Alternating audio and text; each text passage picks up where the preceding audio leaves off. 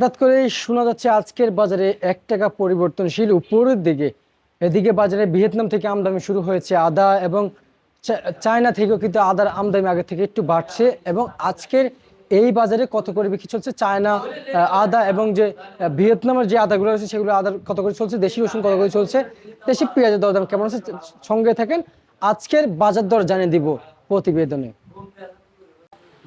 পেঁয়াজ নিয়ে এবার ভুক্তভোগী হচ্ছেন কৃষক। প্রিয় দর্শক, আমরা যারা জনগণ রয়েছি, সাধারণ ভোক্তা রয়েছে, আমরা বেশ মনের আনন্দে খুশিতে খাইতে পারতেছি। কেননা অন্যান্য বছর আমরা খাইতে পারিনি পেঁয়াজ কিনে, দাম বৃদ্ধি হওয়ার কারণে।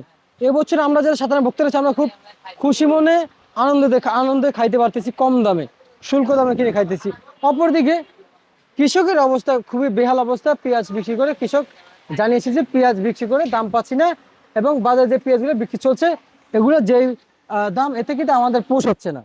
এখন আসলে আমরা কই যাব? সাধারণ ভোক্তারা খুশি মনে খাইতেছে, এখান থেকে যে বাজারে যদি লাড়া খায় তাহলে কিন্তু সাধারণ ভোক্তারা কিন্তু আসলে আবার বলবে যে আসলে পেঁয়াজ দাম আবার বেড়ে গেল কেন, প্রশ্ন সবাই করে থাকবে। এবং কৃষক তো সারা জীবনে প্রশ্ন রেখে গিয়েছে আমাদের কাছে। কেননা ভাই, আমরা পেঁয়াজ এক এক বিঘা পেঁয়াজ উৎপাদিত করতে এক এক বিঘাতে পেঁয়াজ লাগিয়েছি ৭০-৮০ হাজার টাকা করে, সেখানে ৪০ হাজার টাকা উঠতেছে, ৩০-৩৫ হাজার টাকা মাছ যাচ্ছে।